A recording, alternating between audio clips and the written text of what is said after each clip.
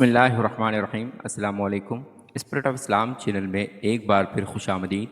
عزیز طلبہ، آج کی کلاس میں ہم سندھ بورڈ کی نویں جماعت کی اسلامیات کے لیکچرز کے حوالے سے کتاب میں موجود باب صوم موضوعاتی مطالعہ کے حصہ جیم کے سبق سیرت طیبہ کے سلسلے میں بعثت نبوی صلی اللہ علیہ وآلہ وسلم میں بعثت نبوی سے قبل حالات عرب، بعثت نبوی صلی اللہ علیہ وآلہ وسلم کا مفہوم، بعثت نبوی کے آثار اور مقاصد کو بیان کریں گے اور اسے تفصیل سے پڑھیں گے اور سمجھیں گے۔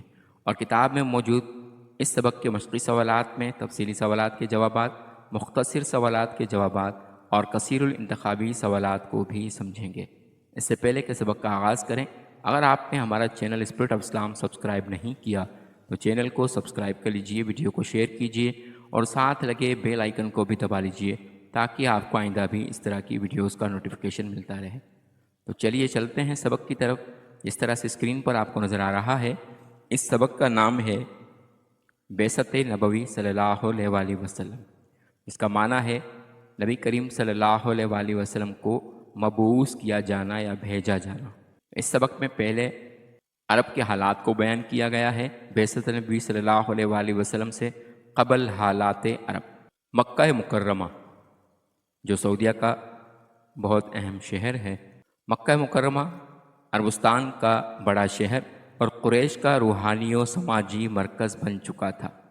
جس طرح سے ہمارے پاکستان میں کراچی ایک معاشی شہر کہلاتا ہے، ایک بہت بڑا معاشی ہب کہلاتا ہے، اسی طرح سے شہر مکہ بھی اس دور کا بہت بڑا معاشی، سماجی اور روحانی مرکز بن چکا تھا۔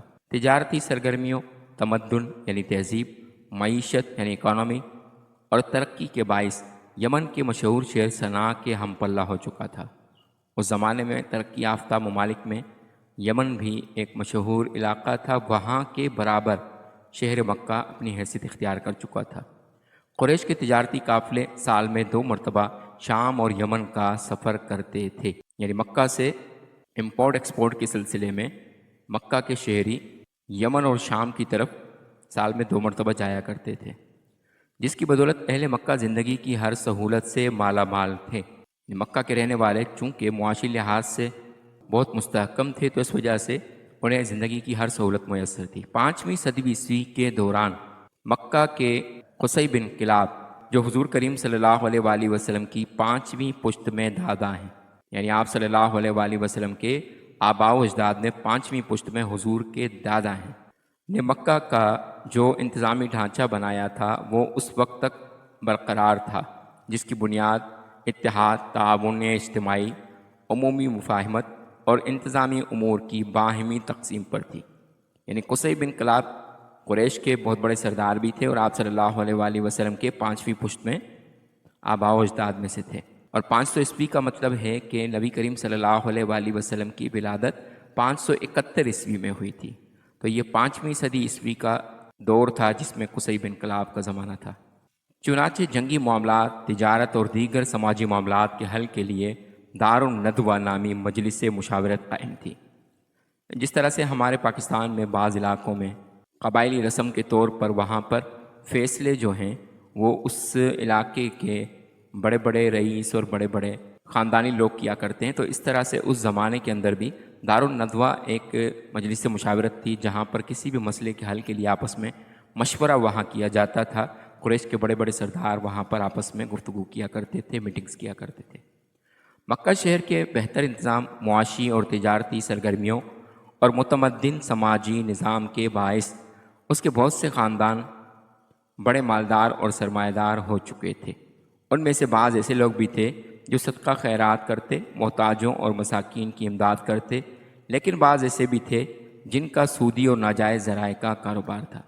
وہ عیاش، ضدی اور کمزور طبقہ کے لیے سخت گیر تھے۔ انہیں مال اور اولاد پر غرور تھا، وہ دوسروں کو حقیر سمجھتے تھے۔ یعنی یہ اس دور کی بات ہو رہی ہے جب نبی کریم صلی اللہ علیہ وآلہ وسلم ابھی مبعوث نہیں ہوئے تھے، حضور کی ولادت نہیں ہوئی تھی، تشریف آوری نہیں ہوئی تھی۔ تو اس زمانے میں عرب کے حالات کے اندر بعض لوگ ایسی برائیوں کے بھی مرتکب تھے جو بڑے غرور اور بڑے سردارانہ تفاخر کا مزاج رکھتے تھے۔ سماجی برائیوں مثلاً شراب نوشی، ظلم، بدکاری، فحاشی، ناجائز ذریعہ آمدن، ڈاکہ، چوری، جوا کو برا نہ سمجھتے تھے۔ یعنی یہ عام معاشرتی برائیاں ان کے ہاں کوئی معیوب نہیں سمجھی جاتی تھی، بری نہیں سمجھی جاتی تھی۔ اس طرح کا برا دور تھا۔ پڑوسیوں کو تکلیف دینا، صلہ رحمی کا پاس نہ رکھنا، ناحق خون بہانا ان کا مشغلہ تھا۔ چنانچہ ان غیر انسانی رویوں کی وجہ سے وہ سخت دل، خشک مزاج اور بے رحم تباہ ہو چکے تھے۔ یعنی ان کے مزاج میں، ان کی طبیعت میں یہ بے رحمی، خشک مزاجی اور سخت دلی یہ ان کے مزاج میں اس وقت سے چلی آ رہی تھی۔ حجاز کے باقی حصوں میں بھی بد انتظامی اور آوارگی کی وجہ سے لوگ سرکش ہو چکے تھے۔ اچھا، سعودی عرب کا نام اس وقت حجاز مقدس تھا۔ تو اسی طرح سے مکہ کے علاوہ اور شہروں کے کچھ لوگ بھی اسی طرح کا مزاج رکھتے تھے۔ اپنے ہی لوگوں سے لڑنا جھگڑنا اور مارنا ان کے یہاں جرت اور فخر سمجھا جاتا تھا۔ یعنی ذرا ذرا سی بات پہ تلواریں نکل جاتی ہیں اور سال ہا سال تک جنگیں چلتی رہتی۔ اپنی ہی بچیوں کو زندہ درگور کرنے پر فخر کرتے تھے۔ ان کے ہاں چونکہ بیٹیوں کا پیدا ہونا باعث عار و شرم سمجھا جاتا تھا، تو اپنی بچیوں کو زندہ دفنا دیا کرتے تھے۔ وہ سمجھتے تھے کہ ہماری بیٹی کسی اور کی بیوی بنے اور کسی اور خاندان میں جائے تو یہ ان کو برا محسوس کرتے تھے، اس لیے بیٹیوں کی، بچیوں کی پیدائش پر انہیں دفنا دیا جاتا تھا، زندہ درگور کر دیا جاتا تھا۔ جہالت عام ہونے کی وجہ سے بت پرستی ان کا مذہبی شعار بن چکی تھی۔ تعلیم تو تھی نہیں اتنی زیادہ، تو اس وجہ سے ایسی معاشرتی برائیوں کی وجہ سے بت پرستی بھی ان کے لیے کوئی معمولی سی بات تھی۔ صرف خانہ کعبہ کے اندر 360 بت رکھے ہوئے تھے۔ تو چونکہ اسلام ابھی آیا نہیں تھا تو مختلف قبیلوں نے اپنے اپنے الگ الگ بت رکھے ہوئے تھے۔ ہر قبیلے کے اپنے اپنے بت کعبے کے اندر رکھے تھے۔ اس طرح سے 360 کعبے کے اندر بت رکھے ہوتے تھے۔ بعثت کے وقت جب حضور کریم صلی اللہ علیہ وآلہ وسلم تشریف لائے تو دنیا کا یہ حال تھا کہ ظہر الفساد فی البر والبحر، یہ سورہ روم کی آیت نمبر 41 میں بتایا گیا کہ خشکی اور تری میں فساد برپا تھا، یعنی ہر طرف جنگ ہی جنگ تھی۔ دنیا مذاہب اور عالم تہذیب و تمدن میں، عقائد و اعمال میں خرابیاں پیدا ہو چکی تھیں۔ تو یہ تھے نبی کریم صلی اللہ علیہ وآلہ وسلم کی بعثت سے، حضور کی تشریف آوری سے پہلے کے حالات جو یہاں بیان کیے گئے ہیں۔ اس کے بعد ہے بعثت نبوی صلی اللہ علیہ وآلہ وسلم کا مفہوم۔ حضور کریم صلی اللہ علیہ وآلہ وسلم کی عمر مبارک 40 سال کو پہنچ چکی تھی، اور آپ کریم صلی اللہ علیہ وآلہ وسلم رمضان کے مہینے میں حسب معمول غار حرا کی تنہائیوں میں مشغول عبادت تھے۔ یعنی نبی کریم صلی اللہ علیہ وآلہ وسلم کی ولادت باسعادت 21 اپریل 571 عیسوی میں ہوئی، اور اس کے بعد 40 سال کی عمر تک نبی کریم صلی اللہ علیہ وآلہ وسلم نے نبوت کا اعلان نہیں کیا تھا۔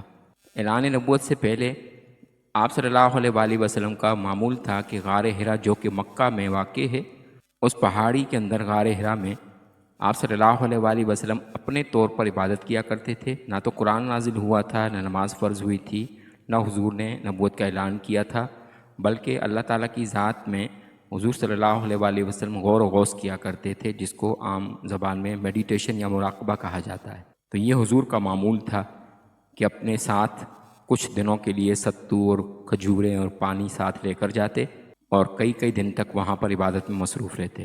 تو ایک بار حسب معمول رمضان کے مہینے میں عبادت میں مصروف تھے کہ ایک دن جبرائیل علیہ السلام اللہ سبحانہ و تعالیٰ کے حکم سے آپ کریم صلی اللہ علیہ وآلہ وسلم کے پاس آیا۔ یعنی فرشتوں کے وہ سردار جو تمام نبیوں کے پاس وہی لے کر آتے تھے، جبرائیل علیہ السلام، وہ پہلی مرتبہ نبی کریم صلی اللہ علیہ وآلہ وسلم کے سامنے ظاہر ہوئے، اور نور نبوت کی جو شمع آپ کریم صلی اللہ علیہ وآلہ وسلم کے سینے مبارک میں مخفی تھی، چھپی ہوئی تھی، اسے وحی الہی کے ان الفاظ کے ساتھ روشن کر کے آپ کریم صلی اللہ علیہ وآلہ وسلم کو نبوت و رسالت سے سرفراز کیا۔ یعنی ویسے تو وحی کے نزول سے پہلے بھی اللہ کے نبی ہی ہوا کرتے ہیں، پیدائشی طور پر ہر نبی ہوتا ہے، لیکن جب اسے اپنی نبوت کا اعلان کرنے کی اجازت یا حکم دیا جاتا ہے، اس کے بعد وہ نبی اپنی نبوت کا اعلان کرتا ہے۔ تو 40 سال کی عمر مبارک میں غار حرا میں پہلی مرتبہ جب جبرائیل علیہ السلام تشریف لائے تو پہلی بار وحی کا نزول ہوا اور قرآن مجید کی یہ آیات پڑھی: اقرأ بسم ربک الذی خلق خلق الانسان من علق اقرأ وربک الاکرم الذی علم بالقلم علم الانسان ما لم یعلم۔ یہ سورۃ العلق کی پہلی 5 آیات ہیں جو پہلی مرتبہ قرآن مجید کی آیات حضور صلی اللہ علیہ وآلہ وسلم پر غار حرا میں نازل ہوئیں، اور یہیں سے قرآن کے نزول کا آغاز ہوا، جس کا ترجمہ ہے: اے نبی صلی اللہ علیہ وآلہ وسلم، اپنے پروردگار کا نام لے کر پڑھو جس نے تمام کائنات کو پیدا کیا، جس نے انسان کو خون کی پھٹکی سے بنایا۔ پڑھو اور تمہارا پروردگار بڑا کریم ہے جس نے قلم کے ذریعے سے علم سکھایا اور انسان کو وہ باتیں سکھائیں جن کا اس کو علم نہ تھا۔ یہ پہلی 5 آیات ہیں جو حضور پر غار حرا میں نازل ہوئیں۔ یہ آیات قرآنی پہلی وحی کی حیثیت میں محمد بن عبداللہ کو، محمد الرسول اللہ بن عبداللہ صلی اللہ علیہ وآلہ وسلم کو نبوت کے شرف سے مشرف کر گئیں۔ یعنی ان آیات کے بعد نبی کریم صلی اللہ علیہ وآلہ وسلم کو گویا کہ نبوت کے اعلان کی اجازت دی گئی۔ جن کی نبوت آخری نبوت یعنی حضور کے بعد کسی نے نبی بن کر نہیں آنا، اور جن کی شریعت آخری شریعت ہے، یعنی اس کے بعد کوئی شریعت بھی اس لیے نہیں آنی کہ کسی نبی نے نہیں آنا، یہاں سے نبوت کا آغاز اور وحی کا نزول شروع ہوا۔ یعنی پہلی وحی کا آغاز غار حرا سے ہوا۔ اس کے بعد بعثت نبوی کے آثار، یعنی وہ کون سی علامات ہیں، وہ کون سی نشانیاں ہیں جو اعلان نبوت کے بعد عام طور پر کسی نبی کی ذات سے صادر ہوا کرتی ہیں۔ اعلان نبوت کے بعد اگر کوئی خارق عادت واقعہ، یعنی ایسا واقعہ جو عام طور پر ظاہر نہ ہوتا ہو، کسی پیغمبر کے ہاتھ سے ظاہر ہو تو اس کو معجزہ کہا جاتا ہے۔ یعنی ایسا واقعہ جو انسان کی عقل کو عاجز کر دے، انسان کی عقل کو حیران کر دے کہ یہ کس طرح ہو گیا، ایسا کوئی واقعہ اگر کسی نبی کی نبوت کے اعلان کے بعد اس نبی کی ذات سے ظاہر ہو تو اسے معجزہ کہا جاتا ہے۔ لفظ معجزہ کے معنی ہی عقل کو عاجز کر دینا ہے۔ یعنی عام طور پر پتھروں کی آواز ہمیں نہیں آیا کرتی، لیکن پتھروں کا کلمہ پڑھنا، پتھروں کا درود و سلام پڑھنا، اسی طرح سے جانوروں کا حضور کے قدموں میں سجدے کرنا، موسیٰ علیہ السلام کی ذات سے جادوگروں کے سامنے رسیوں کا سانپ بن جانا، اسی طرح سے عیسیٰ علیہ السلام کے دست مبارک سے بیماریوں سے شفا نصیب ہونا، یہ سب عام طور پر نہیں ہوتا۔ تو اس طرح ایسا کوئی خارق کی عادت واقعہ جو انسانی عقل کو عاجز کر دے، وہ اگر کسی نبی کی اعلان نبوت کے بعد نبی کی ذات سے ظاہر ہو تو اس کو معجزہ کہا جاتا ہے۔ اس کا مطلب یہ ہے کہ ایک ایسا غیر معمولی واقعہ جو عمومی طریقے اور طرز سے نمودار نہ ہو اور کسی نبی کی بعثت کی طرف اشارہ کرتا ہو، وہ نبوت کے آثار میں شمار ہوتا ہے، یعنی نبوت کی علامتوں میں سے، نشانیوں میں سے ظاہر ہوتا ہے۔ بعثت سے 6 برس قبل نبی اکرم صلی اللہ علیہ وآلہ وسلم کو ایک روشنی اور چمک نظر آنے لگی تھی۔ نبی کریم صلی اللہ علیہ وآلہ وسلم نے ابھی نبوت کا اعلان نہیں کیا تھا تو حضور کو ایک چمک نظر آتی جس کو دیکھ کر آپ کریم صلی اللہ علیہ وآلہ وسلم بے حد مسرور ہوتے تھے، یعنی خوش ہوتے تھے۔ اس چمک اور روشنی میں کسی قسم کی آواز نہیں ہوا کرتی تھی۔ یہ اللہ تعالیٰ کا قانون ہے کہ جب کبھی کسی پیغمبر پر وحی کی شروعات ہوتی ہے تو سب سے پہلے انہیں سچے خواب دکھائے جاتے ہیں، یعنی جو کچھ دوسرے دن ہونے والا ہوتا ہے وہ اللہ کے نبی کو ایک دن پہلے دکھا دیا جاتا ہے۔ بخاری شریف میں ام المومنین حضرت عائشہ رضی اللہ تعالیٰ عنہا سے مروی ہے کہ حضور اکرم صلی اللہ علیہ وآلہ وسلم پر وحی کی ابتدا سچے خوابوں سے ہوئی۔ چنانچہ آپ کریم صلی اللہ علیہ وآلہ وسلم رات کو جو بھی خواب دیکھتے وہ صبح کو روشنی کی طرح واضح اور سچا ہوتا تھا۔ یعنی دوسرے دن جو واقعہ ہونے والا ہوتا تھا نبی کریم صلی اللہ علیہ وآلہ وسلم کو وہ پہلے سے دکھا دیا جاتا تھا۔ تو یہ بھی نبوت کی علامتوں میں سے ایک علامت ہے۔ اس کے بعد حضور اکرم صلی اللہ علیہ وآلہ وسلم جب مکہ مکرمہ کے راستوں سے گزرتے تو پتھروں اور درختوں سے آواز آتی، السلام علیکم یا رسول اللہ، اے اللہ کے رسول آپ پر سلام ہو۔ جب آپ کریم صلی اللہ علیہ وآلہ وسلم اپنے دائیں بائیں مڑ کر دیکھتے تو وہاں پر پتھروں اور درختوں کے علاوہ کچھ نہیں ہوتا تھا۔ جس طرح میں نے عرض کیا کہ پتھروں کا کلمہ پڑھنا، درختوں میں سے آواز آنا، یہ ایک غیر معمولی واقعہ ہے، معمول میں اس طرح نہیں ہوا کرتا۔ اس طرح کے واقعات بھی نبی کریم صلی اللہ علیہ وآلہ وسلم کے ساتھ ہونے لگے تھے۔ آپ کریم صلی اللہ علیہ وآلہ وسلم فرماتے ہیں کہ میں مکہ میں ایک پتھر کو پہچانتا ہوں جو بعثت سے پہلے مجھے سلام کیا کرتا تھا۔ صحیح مسلم کی حدیث نمبر 2277 ہے۔ یعنی اس حدیث سے آپ اندازہ لگائیں کہ حضور ایک پتھر تک کو جانتے ہیں جو محبت سے حضور پر سلام بھیجتا تھا۔ تو ایک امتی اگر نبی کریم صلی اللہ علیہ وآلہ وسلم پر آج محبت سے، دل کے خشوع اور خضوع سے حضور کی ذات پر درود و سلام بھیجتا ہوگا تو حضور کتنی محبت سے توجہ فرماتے ہوں گے اور اسے کیوں نہ پہچانتے ہوں گے۔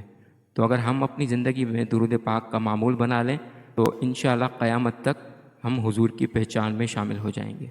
اس کے بعد بعثت نبوی صلی اللہ علیہ وآلہ وسلم کے مقاصد، یعنی کیا مقاصد ہیں حضور بھیجے جانے کا؟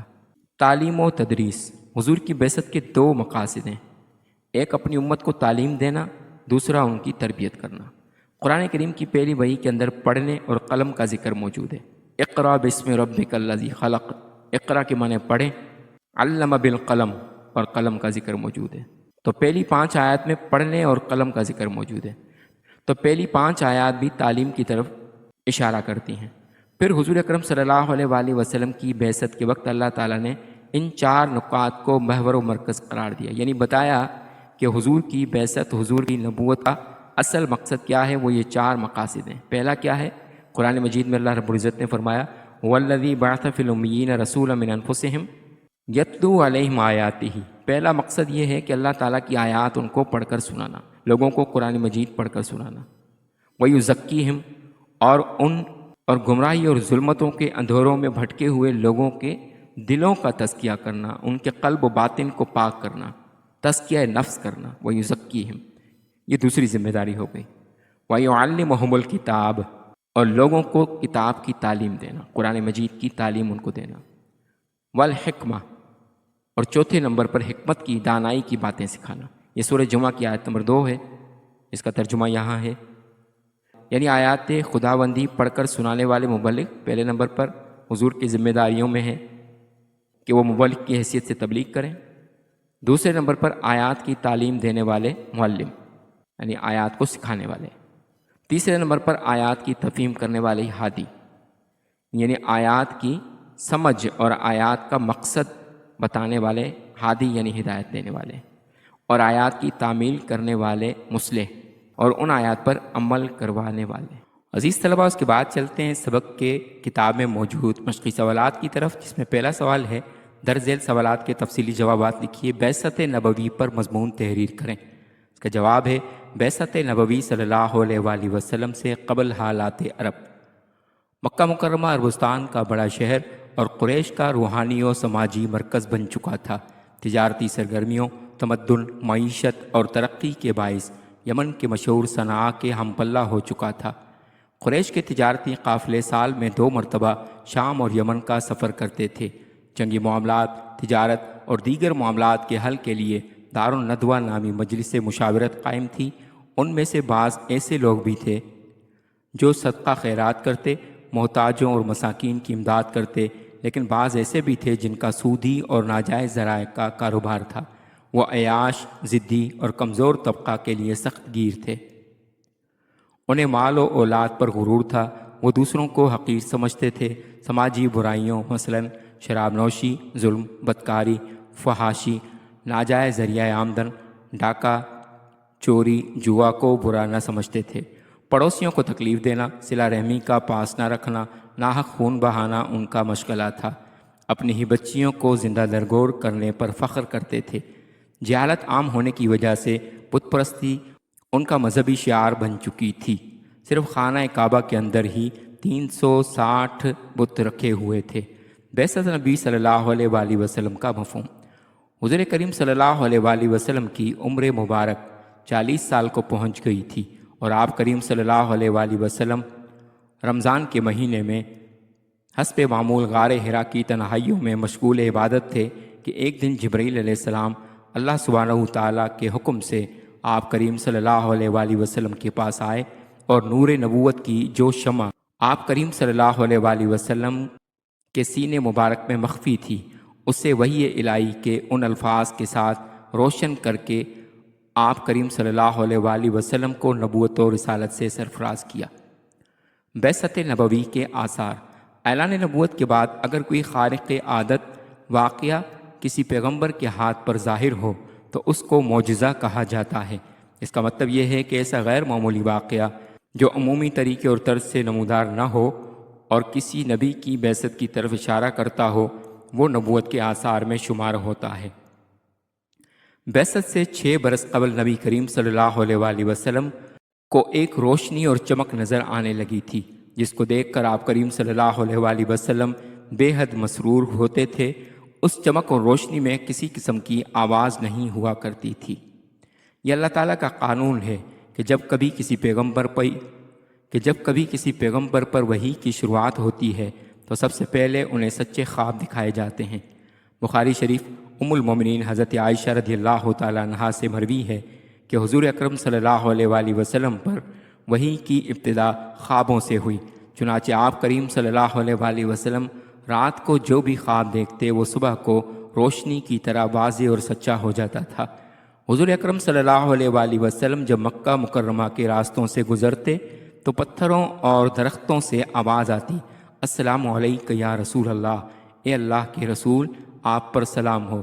جب آپ کریم صلی اللہ علیہ وآلہ وسلم اپنے دائیں بائیں مڑ کر دیکھتے تو وہاں پر پتھروں اور درختوں کے علاوہ کچھ نہیں ہوتا تھا۔ آپ کریم صلی اللہ علیہ وآلہ وسلم فرماتے ہیں کہ میں مکہ میں ایک پتھر کو پہچانتا ہوں جو بعثت سے پہلے مجھے سلام کیا کرتا تھا۔ یہ صحیح مسلم کی حدیث نمبر 2277 ہے۔ اس کے بعد ہے بعثت نبوی صلی اللہ علیہ وآلہ وسلم کے مقاصد۔ تعلیم و تدریس قرآن کریم کی پہلی وحی کے اندر پڑھنے اور قلم کا ذکر موجود ہے۔ پھر حضور اکرم صلی اللہ علیہ وآلہ وسلم کی بعثت کے وقت اللہ تعالیٰ نے ان 4 نکات کو محور و مرکز قرار دیا۔ اللہ تعالیٰ کی آیات ان کو پڑھ کر سنانا، نمبر 2 انہیں پاک کرنا، نمبر 3 انہیں کتاب کی تعلیم دینا، نمبر 4 حکمت کی باتیں سکھانا۔ یہ سورہ جمعہ کی آیت نمبر 2 ہے، یعنی آیات خداوندی پڑھ کر سنانے والے مبلغ، آیات کی تعلیم دینے والے معلم، آیات کی تفہیم کرنے والے ہادی اور آیات کی تعمیل کرانے والے مصلح تھے۔ اس کے بعد اگلا سوال ہے بعثت نبوی سے قبل حالات عرب بیان کریں۔ اس کا جواب ہے بعثت نبوی صلی اللہ علیہ وآلہ وسلم سے قبل حالات عرب۔ مکہ مکرمہ عربستان کا بڑا شہر اور قریش کا روحانی و سماجی مرکز بن چکا تھا۔ تجارتی سرگرمیوں، تمدن، معیشت اور ترقی کے باعث یمن کے مشہور صنعاء کے ہم پلہ ہو چکا تھا۔ قریش کے تجارتی قافلے سال میں 2 مرتبہ شام اور یمن کا سفر کرتے تھے۔ جنگی معاملات، تجارت اور دیگر معاملات کے حل کے لیے دارالندوہ نامی مجلس مشاورت قائم تھی۔ ان میں سے بعض ایسے لوگ بھی تھے جو صدقہ خیرات کرتے، محتاجوں اور مساکین کی امداد کرتے، لیکن بعض ایسے بھی تھے جن کا سودی اور ناجائز زرع کا کاروبار تھا۔ وہ عیاش، ضدی اور کمزور طبقہ کے لیے سخت گیر تھے۔ انہیں مال و اولاد پر غرور تھا، وہ دوسروں کو حقیر سمجھتے تھے۔ سماجی برائیوں مثلا شراب نوشی، ظلم، بدکاری، فحاشی، ناجائز ذریعہ آمدن، ڈاکہ، چوری، جوا کو برا نہ سمجھتے تھے۔ پڑوسیوں کو تکلیف دینا، صلہ رحمی کا پاس نہ رکھنا، ناحق خون بہانا ان کا مشغلہ تھا۔ اپنی ہی بچیوں کو زندہ درگور کرنے پر فخر کرتے تھے۔ جہالت عام ہونے کی وجہ سے بت پرستی ان کا مذہبی شعار بن چکی تھی۔ صرف خانہ کعبہ کے اندر ہی 360 بت رکھے ہوئے تھے۔ اس کے بعد سوال ہے بعثت نبوی کے آثار بیان کریں۔ اس کا جواب ہے بعثت نبوی کے آثار۔ اعلان نبوت کے بعد اگر کوئی خارق عادت واقعہ کسی پیغمبر کے ہاتھ پر ظاہر ہو تو اس کو معجزہ کہا جاتا ہے۔ اس کا مطلب یہ ہے کہ ایسا غیر معمولی واقعہ جو عمومی طریقے اور طرز سے نمودار نہ ہو اور کسی نبی کی بعثت کی طرف اشارہ کرتا ہو، وہ نبوت کے آثار میں شمار ہوتا ہے۔ بعثت سے 6 برس قبل نبی کریم صلی اللہ علیہ وآلہ وسلم کو ایک روشنی اور چمک نظر آنے لگی تھی، جس کو دیکھ کر آپ کریم صلی اللہ علیہ وآلہ وسلم بے حد مسرور ہوتے تھے۔ اس چمک اور روشنی میں کسی قسم کی آواز نہیں ہوا کرتی تھی۔ یہ اللہ تعالیٰ کا قانون ہے کہ جب کبھی کسی پیغمبر پر وحی کی شروعات ہوتی ہے تو سب سے پہلے انہیں سچے خواب دکھائے جاتے ہیں۔ بخاری شریف میں ام المومنین حضرت عائشہ رضی اللہ تعالیٰ عنہا سے مروی ہے کہ حضور اکرم صلی اللہ علیہ وآلہ وسلم پر وحی کی ابتدا خوابوں سے ہوئی، چنانچہ آپ کریم صلی اللہ علیہ وآلہ وسلم رات کو جو بھی خواب دیکھتے وہ صبح کو روشنی کی طرح واضح اور سچا ہو جاتا تھا۔ حضور اکرم صلی اللہ علیہ وآلہ وسلم جب مکہ مکرمہ کے راستوں سے گزرتے تو پتھروں اور درختوں سے آواز آتی، السلام علیکم یا رسول اللہ، اے اللہ کے رسول آپ پر سلام ہو۔ جب آپ کریم صلی اللہ علیہ وآلہ وسلم دائیں بائیں مڑ کر دیکھتے تو وہاں پر پتھروں اور درختوں کے علاوہ کچھ نہیں ہوتا تھا۔ آپ کریم صلی اللہ علیہ وآلہ وسلم فرماتے ہیں کہ میں مکہ میں ایک پتھر کو پہچانتا ہوں جو بعثت سے پہلے مجھے سلام کیا کرتا تھا۔ یہ صحیح مسلم کی حدیث نمبر 2277 ہے۔ عزیز طلبہ، اس کے بعد چلتے ہیں سبق کے مختصر سوالات کی طرف۔ مندرجہ ذیل سوالات کے مختصر جوابات تحریر کریں۔ پہلا سوال ہے، پہلی وحی کی آیات کا ترجمہ لکھیں۔ اس کا جواب ہے، ترجمہ اے نبی صلی اللہ علیہ وآلہ وسلم اپنے پروردگار کا نام لے کر پڑھو جس نے تمام کائنات کو پیدا کیا، جس نے انسان کو خون کی پھٹکی سے بنایا۔ پڑھو اور تمہارا پروردگار بڑا کریم ہے جس نے قلم کے ذریعے سے علم سکھایا۔ اس کے بعد اگلا سوال ہے بعثت نبوی صلی اللہ علیہ وآلہ وسلم کا مفہوم بیان کریں۔ اس کا جواب ہے بعثت نبوی صلی اللہ علیہ وآلہ وسلم کا مفہوم: حضور کریم صلی اللہ علیہ وآلہ وسلم کی عمر مبارک 40 سال کو پہنچ گئی تھی اور آپ کریم صلی اللہ علیہ وآلہ وسلم رمضان کے مہینے میں حسب معمول غار حرا کی تنہائیوں میں مشغول عبادت تھے کہ ایک دن جبرائیل علیہ السلام اللہ سبحانہ تعالیٰ کے حکم سے آپ کریم صلی اللہ علیہ وآلہ وسلم کے پاس آیا اور نور نبوت جو شمع آپ کریم صلی اللہ علیہ وآلہ وسلم کے سینے مبارک میں مخفی تھی اسے وحی الہی کے ان الفاظ کے ساتھ روشن کر کے آپ کریم صلی اللہ علیہ وآلہ وسلم کو نبوت و رسالت سے سرفراز کیا۔ سورۃ العلق کی پہلی 5 آیات قرآنی پہلی وحی کی حیثیت سے محمد بن عبداللہ کو محمد الرسول اللہ بن عبداللہ صلی اللہ علیہ وآلہ وسلم کو نبوت کے شرف سے مشرف کر گئیں، جن کی نبوت آخری نبوت اور جن کی شریعت آخری شریعت ہے۔ یہاں سے نبوت کا آغاز اور وحی کا نزول شروع ہوا۔ اس کے بعد تیسرا سوال ہے بعثت نبوی صلی اللہ علیہ وآلہ وسلم کے مقاصد تحریر کریں۔ اس کا جواب ہے حضور اکرم صلی اللہ علیہ وآلہ وسلم کی بعثت کے وقت اللہ تعالیٰ نے ان 4 نکات کو محور و مرکز اور بنیادی مقصد قرار دیا۔ نمبر 1 اللہ تعالیٰ کی آیات ان کو پڑھ کر سنانا۔ نمبر 2 انہیں گناہوں سے پاک کرنا۔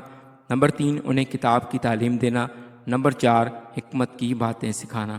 یہ سورہ جمعہ کی آیات میں بیان کیا گیا جس کی آیت نمبر 2 ہے۔ عزیز طلبہ اس کے بعد چلتے ہیں اس سبق کے کثیر الانتخابی سوالات کی طرف۔ سوال مندرجہ ذیل سوالات کے درست جواب کے سامنے ٹک کا نشان لگائیں۔ پہلا سوال ہے قریش مکہ سال میں 2 مرتبہ جن ملکوں کی طرف سفر کرتے تھے وہ تھے: آپشن الف ایران چین، آپشن بے عراق مصر، آپشن جیم شام یمن، آپشن دال حبش اور یمن۔ اس کا درست جواب ہے آپشن جیم شام یمن۔ اس کے بعد سوال ہے اہل مکہ کی مجلس مشاورت کا نام تھا: آپشن الف دار الندوہ، آپشن بے دار الحجرہ، آپشن جیم خانہ کعبہ، آپشن دال صفہ۔ اس کا درست جواب ہے آپشن الف دار الندوہ۔ اس کے بعد سوال ہے سب سے پہلے جو سورت نازل ہوئی وہ تھی: آپشن الف القلم، آپشن بے المدثر، آپشن جیم المزمل، آپشن دال العلق۔ اس کا درست جواب ہے آپشن دال العلق۔ کے بعد سوال ہے پہلی وحی جس اسلامی مہینے میں نازل ہوئی تھی وہ تھا: آپشن الف محرم الحرام، آپشن بے رمضان المبارک، آپشن جیم 27 ربیع الاول، آپشن دال شعبان المعظم۔ اس کا درست جواب ہے آپشن بے رمضان المبارک۔